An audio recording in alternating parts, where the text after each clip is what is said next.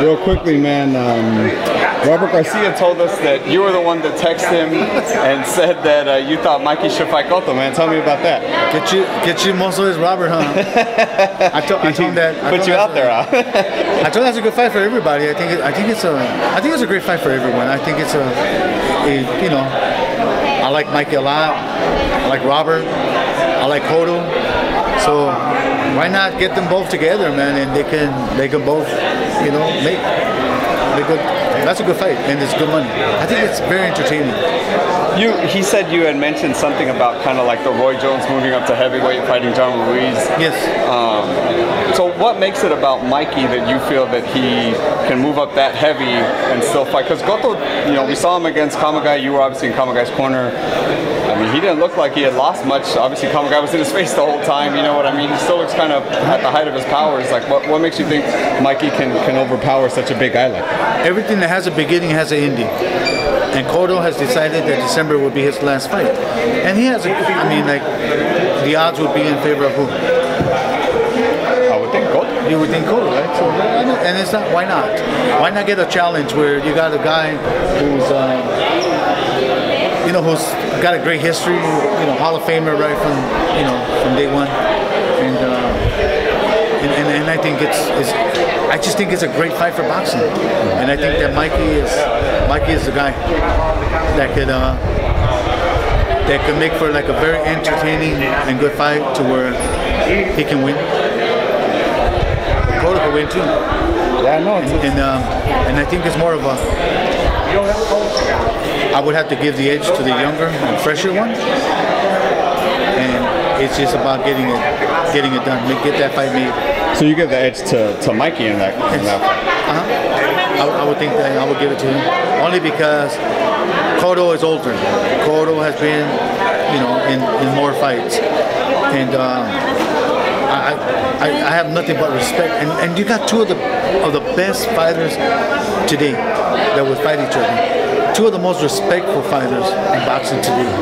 Fighters that are skilled. Their skill is like, you know, as good as anyone's. And I think it's a great fight. Where obviously that would be kind of a one-time deal for Mikey to go up to 154. But where do you think Mikey should campaign at? Obviously he was at 140 for Broner, looked great. Do you think he should go back to 135, or do you think the more attractive names are at 140, maybe 147? You know, everything that's within the challenge, that it's 60, 55, 45, or vice versa, that's a fight. But when you put them in, like, I wouldn't tell Mikey, go fight Golovkin, you know, because that's like, come on, man, that's just like not feasible, and it's just like, you know. Now I really want to get him killed, right? Robert Garcia. Then I really want to get him killed, right? But that's a different animal.